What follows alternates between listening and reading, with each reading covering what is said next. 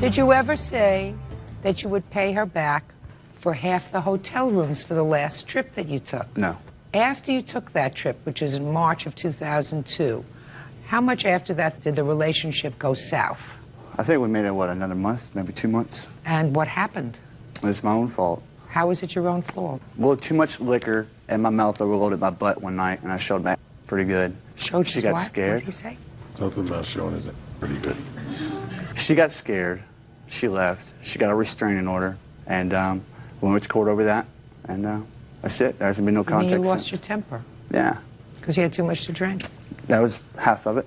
Had you had too much to drink before during the course of your relationship with the plaintiff? No. Never had a drinking problem? No. Is that right? No, he was never like that before. I don't know what happened the last 2 weeks of our relationship. He pushed me one incident, and that's why I got the restraining order. And while we were at the injunction hearing, I asked the judge, I was like, well, he still owes me money. How can I get that? He said, you're going to have to go to small claims court. So I served him one letter of outlining everything that he owed me, signed it. I wanted the $700.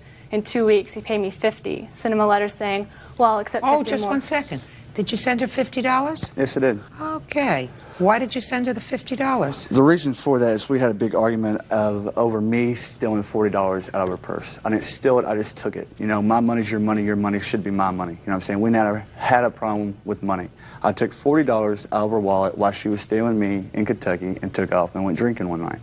Having fun, blah, blah, blah. The next day, I told her I took $40 out. It was a big uproar. We had a big fight. Not really a big fight. We had a little dispute over it.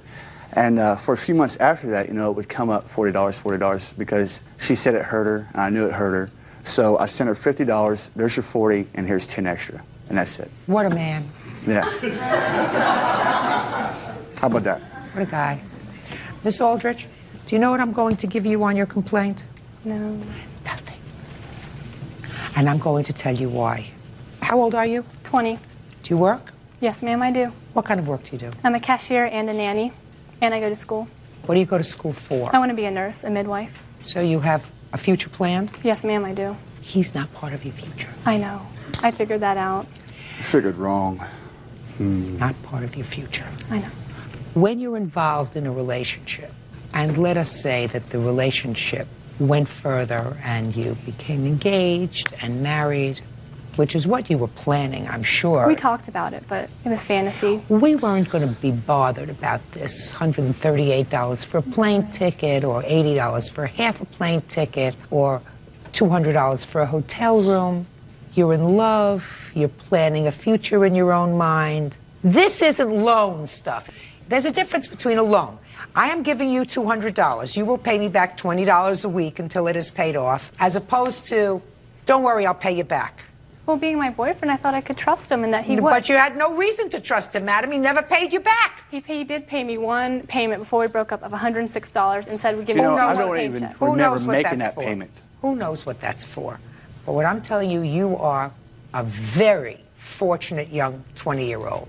You've got a bright future, and you recognize a mistake. And if I never see you here again, madam, you will have learned a very good lesson. I have learned, thank you. The very good lesson is, if you're dating a guy and you have to lend him money, say sayonara. Exactly, exactly. Right? Lend money if, gee, I left my wallet home, you got 20 bucks until we get home? Different story. Right. If somebody is perpetually losing their wallet, Or their job. or their job, Yeah. or their temper, that's somebody that you want to father your children? No, ma'am. No, you don't. No. No, you don't. No, ma'am. So consider yourself one of the luckiest young people that I've met in a long time. You gotta be cheap. You're single. Yes, I am. You have no children. You don't have any big debt. You didn't lend him thousands. No, I didn't. You gave away a couple of $100, and you learned a good lesson. Yes, I did. Good luck. Thank you. Parties are excused. You may step out. He is just a womanizer and a user. I don't know. You know, it's over. It's done with. I'm very picky about the guys I see now. I'm just a sucker. I'm just not the victim. He's just one of those people that you always want to keep your eye on. And now the next case. All parties in the matter of Poulter versus Miller. Step forward, please. 53-year-old truck driver Craig Poulter is suing his ex-girlfriend, 28-year-old purchasing agent Heidi Miller, for an unpaid loan to buy a car. Heidi says Craig bought the car as a gift. Mr. Poulter, you claim a loan to the defendant in the amount of $3,000 some odd so that you could purchase a car. Yes. The defendant says it was never a loan, never intended to be a loan. What was your relationship to the defendant? Well, Heidi and I had met in about June of 2000, and shortly thereafter started dating and ended up in a boyfriend-girlfriend relationship. And during the course of that relationship, which lasted about a year and a half, Heidi had mentioned that the vehicle she was driving at the time was being too costly for her to afford.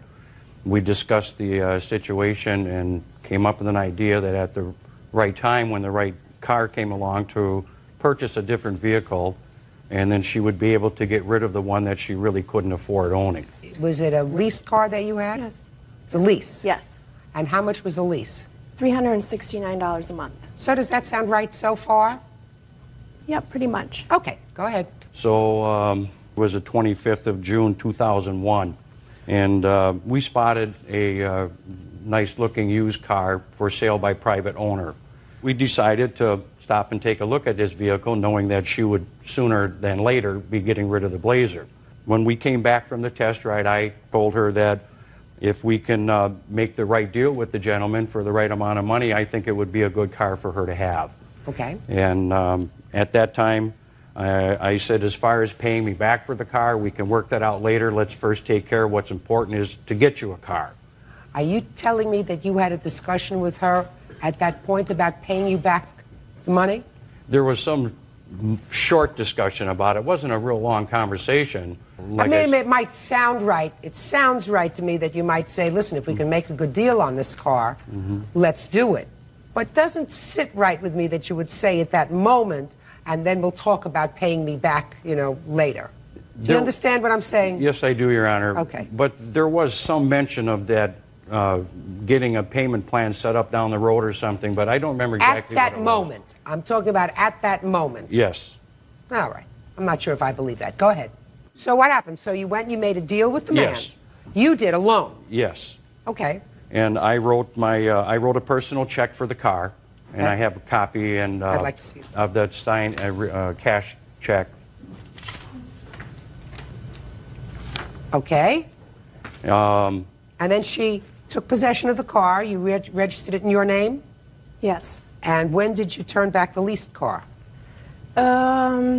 It was shortly after that, because I had to, I took a loss on this Blazer that I had, and so what I had to do is I had to finance $5,000 for the loss on a Blazer that I no longer have, and actually I'm still paying for it.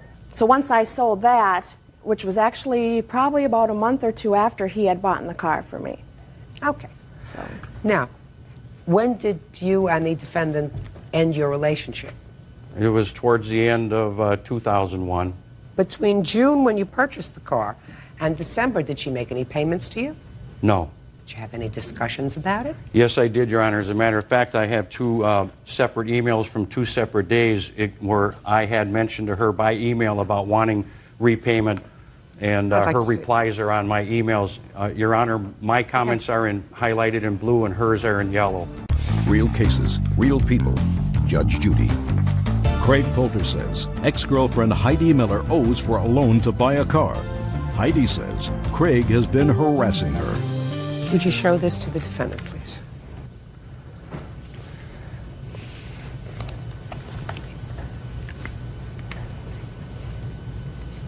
okay. Ms. Miller, those emails, especially yours, don't seem consistent with your defense, which is that this car was a gift.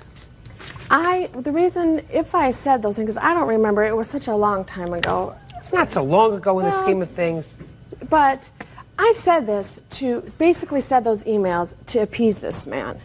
He's very controlling of me. I had to get a restraining order against him after all this whole thing. It was just to get him to back off. Just a second. These were in September. You didn't Right. break up with him until later on in the year. Actually, we broke up in September. It was such an on and off relationship. Well, then it was back on again. No, it was not. Well, you want to go on and continue then and tell me about these emails that you sent, which seem to indicate that he was telling you, don't worry about getting a part-time job to start to pay me back. because you said, I'll get a part-time job and pay you back. He said the most important thing is that you get a good full-time job, Which I and then you have. can start paying me back. And you say, I'm really stubborn, I know I want to pay you back, and I'm going to pay you back. Now, you say that on 2 separate occasions. Just to appease him, because he was harassing me with phone calls and with different emails that I don't keep every single email that is sent to me. I'm sorry that I don't. But if I could, you know, I have the emails when I had gotten the order protection, and Let's get to the money. I don't owe him for it. It was a gift. At the time of when we purchased the car, we never talked about anything about that I was going to repay him or anything. Your He Honor. went and took for a test drive. I had nothing to do with the car. Okay. He came back to me and said, this is a good car for you. Okay. Your Honor, I also have an audio tape recording that I made of a conversation between Ms. Miller and I. We have queued up one of the most important parts of the tape. I'll hear it. Thank you. Well, you do know you owe the money. Yeah?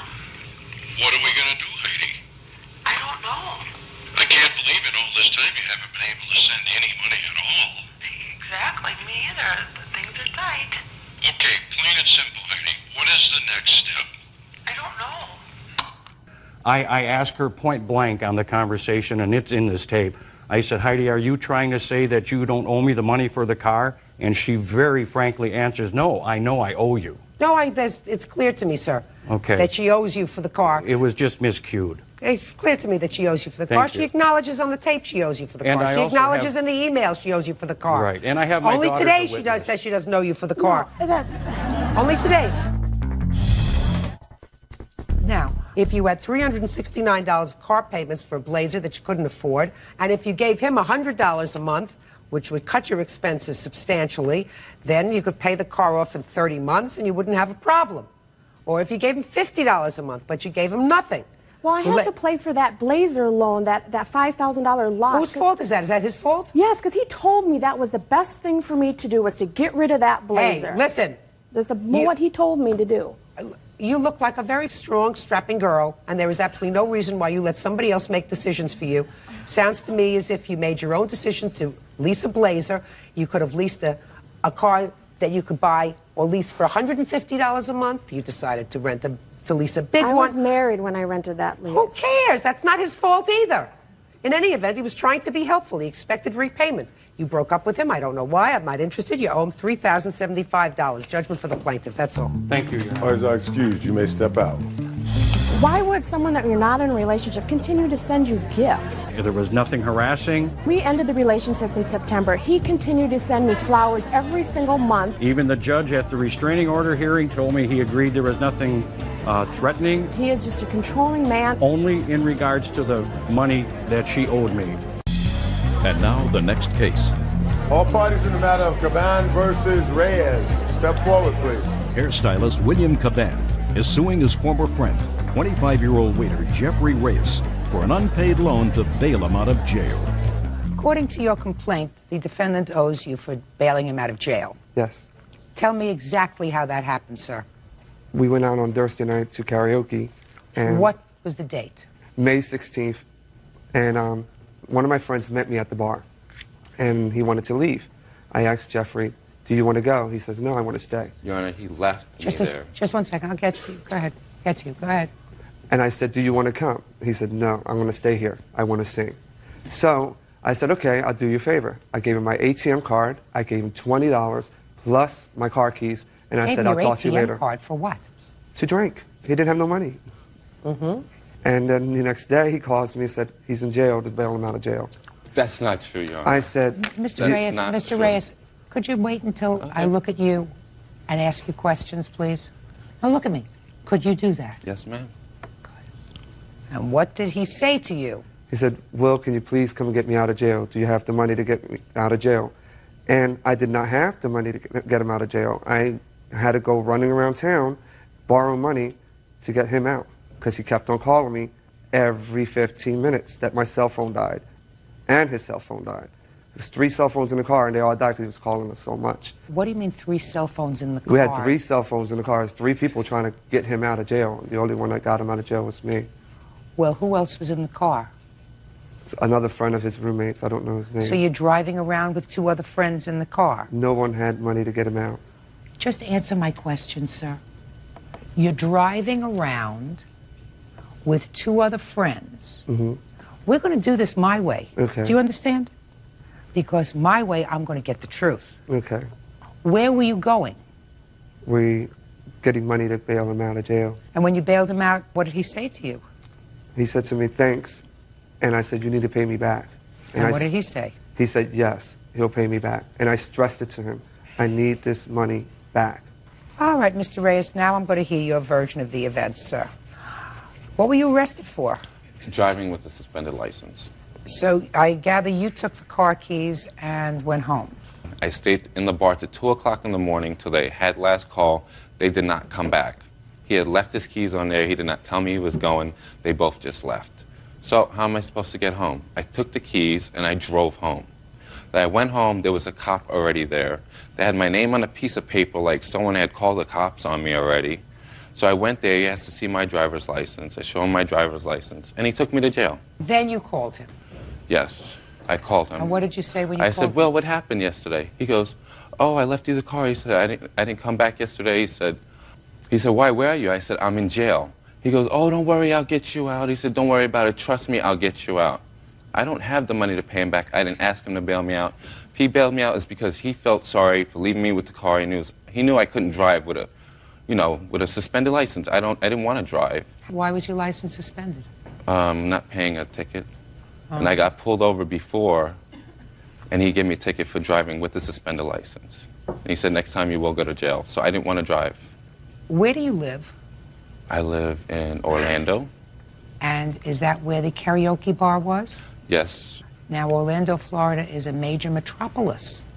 I've been to Orlando, Florida. Do you know what they have in Orlando, Florida? Disney World? I don't know. Do you know what else they have in Orlando? Taxi cabs. Your Honor, I had no money. Your Honor, I left him with money. I left him set. Just a second. All right. Yeah, by the time the bar was closed, I was broke. Mr. Reyes, that's what you call lack of planning, sir. Because if you were waiting for him and he didn't come back and he left after 20 minutes, something should have gone on in your head that said to you, maybe I am stranded here, so I better take the $20 that he gave me and put a couple of dollars away so that you could call a taxi cab to take you home, since you didn't have a driver's license. I understand what you're saying, Your Honor, but he left me an ATM card. Taxi cabs do not take ATM cards. And $20. He had an open tab on the bar. When it closed, it was closed with $20 I had spent drinking. What happened as a result of that case, Mr. Reyes? They gave me day served. And a fine? Yes. How much was the fine? The fine was $500. Did you pay the $500? Yeah, they took it out of his bail. Out of my bond. They took it out of his bail? Yeah. Oh. Judgment for the plaintiff in the amount of $560. Mr. Reyes, you have to take responsibility for what you do, sir. You had a lot of choices. You picked all the wrong ones. That's all. Okay. Parties are excused. You may step out. He just wanted the money right away, and I couldn't give it to him. Been given the runaround. Maybe he called the cops. I don't know. I don't know what the whole deal was. I gave him my car. I gave him money. And that's the story. Now the next case. All parties in the matter of Jones versus Jones. Step forward, please. 21-year-old homemaker Jennifer Jones is suing her mother, business owner Helen Jones, for the return of personal property, harassment, and for the cost of new car tires. Helen is countersuing for the cost of a refrigerator and damages to her mobile home. I've read your complaints very carefully. Miss Jones, the defendant is your mother. Right. And according to what I gather from your complaint, your parents are in the process of getting a divorce. Right. How many years have you been married? 24. During the course of the divorce, according to you, you sort of sided with your father. Right. You were living in a house, and who owned the house? Her and my father. You were living there with child? Right. And a boyfriend? Right. According to your complaint, you left the house, and without your permission, your mother came in and took some property that you say belongs to you. Right. Mother says you abandoned the house. She went in, she took property that was there, some of which she had given to your child, and she is counterclaiming She says that you left the house in deplorable condition. She has to buy a new refrigerator and other damages. You also claim that your mother slashed your tires and is engaged in a course of harassing behavior. Yes. When did you move into her house? It is March of 2001. And who was living there at the time? Me and my son when we first moved there. And how long did you and your son live there alone? About 2.5 months. And then who moved in? My ex-boyfriend. And how long did you, your son, and your ex-boyfriend live there? Until March of 2002. What happened in March of 2002? I left and had moved to Carthage with a current boyfriend. Okay, so you left the old boyfriend. Right. Now, when you left the old boyfriend, was he living in the house at the time? No, he moved out before I moved. When did he move out? About 2 months prior to that. What date in March of 2002 did you leave the house? It was approximately the second week of March. Now, when do you allege that your mother came in and took property? I noticed the property gone April 8th. I went in, there had been a computer missing. So 3 weeks after you moved out? Right. I didn't even actually move out. All of my things were still there. I had just been staying with a boyfriend because Why? of all the harassment and everything I was getting there at the home. All right. And what items do you claim that your mother came in and took that belongs to you? She had called me the day before Easter and told me that she was going to get a swing set out of my backyard, and I okayed that. She then called me the day after Easter and told me she had went into the house, which she had no keys to, and took a children's four-wheeler and a wagon out of the building. But she took those things. Are those the things you want back? Well, and then when I got there were several other things missing also. Like what? There was a compact computer. There was a brand new Kenmore Whose dishwasher. computer was it? It was mine. I have proof where it was Clinton Todd's. Well, I have the statement that he signed and give to me that he give that to me. What else? A Kenmore dishwasher. There was a race car collection, a deep freezer, and all the rest of the Well, we're items talking that about went months later, Miss Jones. If you moved out and you're living with a new boyfriend, is this the new boyfriend? Yes. Well, you can't just leave it there. I left the things there. My father was staying there with me, and I left the things there for him to use until I got another place. So there was somebody else living in the house? Right. He was staying there on the weekends. Somebody else who had access to the house? Right. Is that right? Right. Now, you acknowledge, Miss Jones, that you took the swing set, the bike, and the wagon. Yes, that's all I took. And that was, you say, because? I paid for it. It was to stay there. She met this guy on internet. He is married and he has 4 kids. I didn't buy it for his kids. I bought it for my grandson. They were to stay there whenever if she ever moved out, and she wanted to take them, and I said no. That's not true. Well, you didn't give them to her. You gave them to your grandson. Right.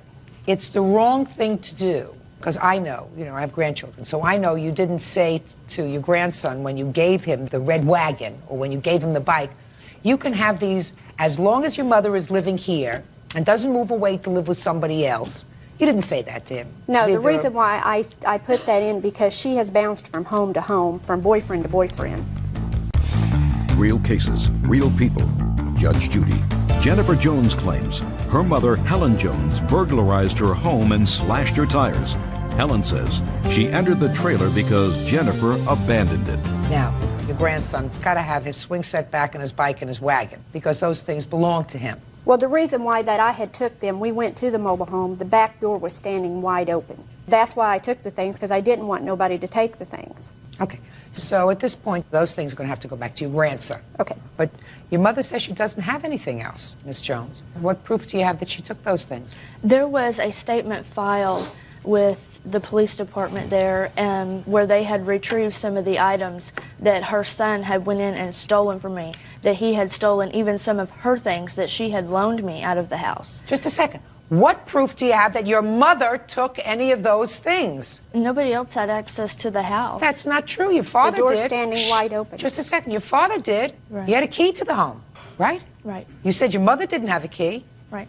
May I add something? Who are you? I'm the boyfriend. Well, and a step up witness. if you have something important to add, but just make sure it's important. What's your name? My name's Mark. The thing with her father, there's an ex parte between her father and her mother at this time. And so he would stay at the home on the weekends as long as he could until the harassment got so bad.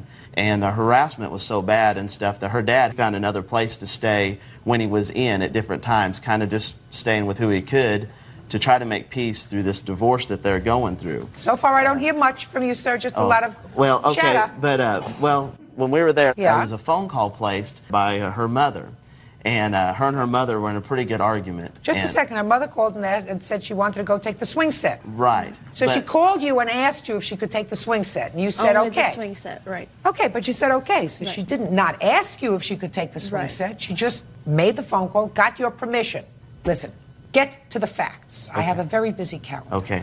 And she has some pictures here that shows a lot of the damage to the yard and to the shed, and the damage to the back door was not there the week that we went there. But the only way she would have had to go into the house would be to tear up the back door. Well, I don't know that. And She that's says she what- found the door off the hinges. Isn't The that door right? was That's wide what you. open. It wasn't off of the hinges. It was left wide open.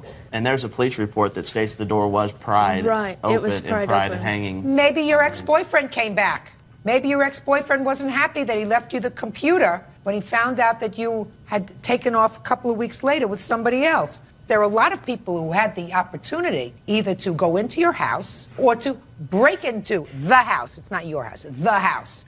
And all I'm asking you for is proof that it was your mother. Do you have any? Other than that, she just told me she is the one that went in there and took some items. She acknowledged she took 3 things. Is that right? Right. Did she ever acknowledge she took the computer? No. She ever acknowledged she took the dishwasher? No. She ever acknowledged she took the race car collection? No. How old are you? 21. How old is your son? He's almost 2.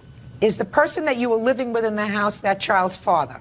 No. This man certainly isn't the child's father. No. Is that right? Right. Listen, you have a child. That child is entitled to have a certain amount of stability. Is entitled not to go from one boyfriend to another, to another, to another until you find yourself maybe when you're 40 years old. So you got a lot more to worry about than a dishwasher and a race car collection. You got to worry about a 2-year-old that you're supposed to be bringing up properly and setting an example for. It doesn't seem to me as if you're doing that. Okay. What proof do you have that your mother slashed your tires? I had come down and stayed a couple days with my father at a local hotel, and that day they had been driving by, flipping me off, cussing me. Who was they? Her and her sister, her son. This was right after they had How stolen. old is her a- son? He is 17. My son. Is that your brother? Yes. Well, then your brother. Not her son. It's your brother. And her also. They was Just all a second. together. It's not her son. It's your brother. So your mother and your brother and your aunt. What were they doing? They would drive by, flip us off. They would scream things. Her and her boyfriend would circle the parking lot. The next morning I got up. The passenger rear tire of my car had been slashed. So other than the fact that they were there the night before, you have no proof that your mother did that. There would be nobody else that would do that. I mean, It's very possible your mother did it. It's very possible your brother did it. It's very possible your aunt did it. She Do you has understand? no friends or family, so. I mean, do you understand what I'm saying to you? It's possible. But that's not what we deal with in court. We don't deal with possibilities. We deal with what is provable. Now, you want to tell me about this counterclaim you have for the refrigerator and the damage to the house? I have proof here of everything that's been done to the home, and from Clinton Todd that he took the computer and the dishwasher. but he give those to. We had bought some other things together that were paid off, and we sat down and made an agreement, and I have it where he had signed it, what he took, and he said that would be fine since he took the things that Let me were see paid yours. off. Let me see yours. Did you tell him at that time that you had met somebody else? I hadn't met him when, I didn't even know him when we had separated. That's not true. That's not true. That's not true. No. Ha, listen to me. That's not true. Who has the Pontiac Grand Prix car? I do. You working? No. How are you paying for a car? Listen to me. Don't give me an I. How are you paying for the car? I was working for my father. But you're not working now, and you didn't work last month. How did you make the last 2 payments on the car? I made those payments. Baloney. Baloney. All right, show me the refrigerator. I mean, that's the main thing that we're talking about. Okay, there's the refrigerator. I also have other pictures where there's other things tore up. You don't know who did that either because the house was open. Right. Right. Oh, she's a slob. Yes. She's a slob. I have the pictures of what they done to the house when I'm they just showing, went in. just a second. I'm not even looking at the damage to the house. because I can't tell who did the damage to the house because the house, according to your mother, was open. Right. So we don't know who went into the house. Right. Right? Could have been your soon-to-be ex-husband. It could have been Mr. Todd who got angry when he went to retrieve his stuff. Just like I said to your daughter, you need proof. I don't need any proof for this. This is pretty disgusting. Whoever left the refrigerator in this condition, really just a pig. But we don't know whether your daughter was the pig or your husband is a pig. It could be that your father's a pig. It's either one of the two of you. Either you're the pig or your father's the pig. But since we can't prove that you're the pig, I can't award your mother any money on her counterclaim. So your mother is going to see to it that your son gets back his swing set, his bike, and his red wagon. The remainder of the complaints are dismissed. That's all. Parties are excused. You may step out. She lied about everything. She's put me and my dad and my son all through heck. I want her out of my life. I want my grandson, and I will get visitations for my grandson. She's pushed him away and hasn't, called or checked on him in months. She's an awful person. Never trust a family member. I'll never help her again. Leasing agent Veronica Ramirez and her husband, Juan Ramirez, are suing the father of Veronica's children, bartender Eloy Garza, for filing false charges with Child Protective Services. The couple claims Eloy accused them of child abuse. Order. All rise. Yeah, this is case number 25 on the calendar in the matter of Ramirez versus Garza. Thanks, Bert. Parties have been sworn in, Judge. You may be seated. Miss Ramirez, is it Ramirez? Yes. I'd like you to sit down, sir. Thank you. You and the defendant have 2 children together. Yes. Were you ever married? No. But you are now married to this gentleman. Yes.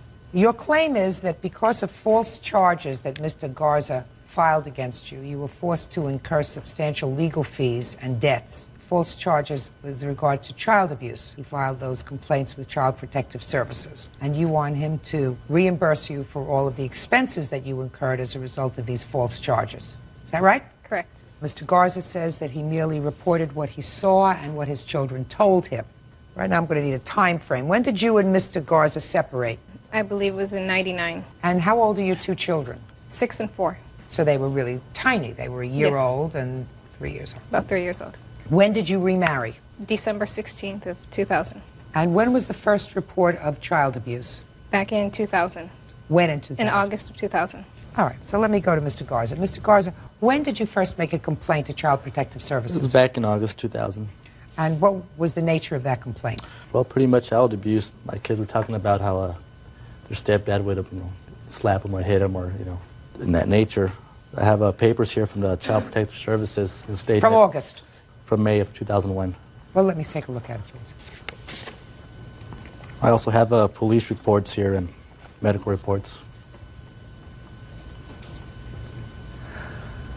I see various letters. In some of the letters it says that they determined back in May of 2001 that the family, that is your family, does require our service at this time. I don't know whether they spoke to the children or not. So what you're telling me is in August, one of your children, probably the older one, was telling me that they were hit, not beaten, but hit by the stepfather. And you reported that. Yes. What was the next report? Well, after that, my youngest son, Isaiah, he came over and he went to the bathroom, and when he was urinating, he has a habit of he'll drop his pants down to his knees, and I noticed some bruises on his buttocks. And he had said that some ants had bit him. He was afraid to say it, so he had said that some ants had bit him. Finally, he came out and said that, that stepdad had, hit him with the black sandal, There was some bruises on there. And did you make a report at that time? Yes, I have that report. Medical reports from that, from the physician that saw him. Can I see the report, please? Yes.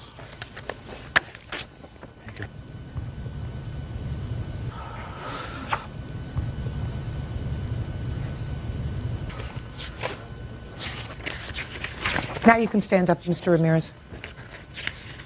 Well, this second report was called in by the hospital, according to the doctor's notes, because the doctor found bruising noted to both buttocks on the child. Okay. Mr. Ramirez, did you, back sometime in 2001, hit one of the children, the older child, on the behind? Isaiah, the smallest children, he was going through a lot of problems at daycare concerning when he would come back from his father's house. We tried disciplining him with timeouts, taking toys away from him, name it. It got to the point where we couldn't take it anymore. They didn't want him at the daycare. Took him home. I spoke to him. I spanked him. Next thing you know, I'm getting arrested because his father put charges on me. I got a paper here stating that... No, I'm not finished yet. You spoke to him, and how old was he at the time? He was Three. three. So he was 3 years old. The daycare was getting ready to kick him out because they didn't want him there He was anymore. 3. I'm speaking. He was 3 years old. So you spanked him. Yeah. With what? With a belt, ma'am. With a belt? Yes, ma'am. On his buttocks? Yes, ma'am. Did you have to attend any classes, Mr. Ramirez, as a result of this investigation? No, we had a homemaker come and give us parenting classes. Well, that's parenting classes. Mm-hmm. So you had to have services as a result? Yes, ma'am, but from an hour and a half classes, it dropped down to 20 hours because the homemaker found it wasn't necessary, that we didn't need those classes. Well, you do need the classes. If you think that it's appropriate to beat a 3-year-old with a belt, causing bruises sufficient to be noted by a hospital, then you need a lot of parenting classes, more than an hour and a half. 3-year-old child who was going through a state of mother, father, new father, visiting one, there's a certain amount of acting out behavior. What you don't do is you don't use an instrument ever on a child. Ever. You used a belt on a 3-year-old. That is unacceptable. Period. End of discussion. It's unacceptable. Judge Judy continues in a moment.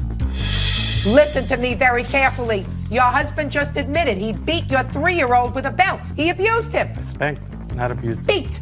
Abused. You should have taken the belt and wrapped it around his neck. And later today, Miss Jones, you were trying to get over on the system, madam. No, That's I what wasn't happened. trying to get over on Sure the you system, were. Judge Judy, because when I called there, they told me, don't bring the ticket yourself or we're going to take the money. I wish you had the name of that person who told you that. I think that you probably ought to sue them. real cases, real people. Judge Judy.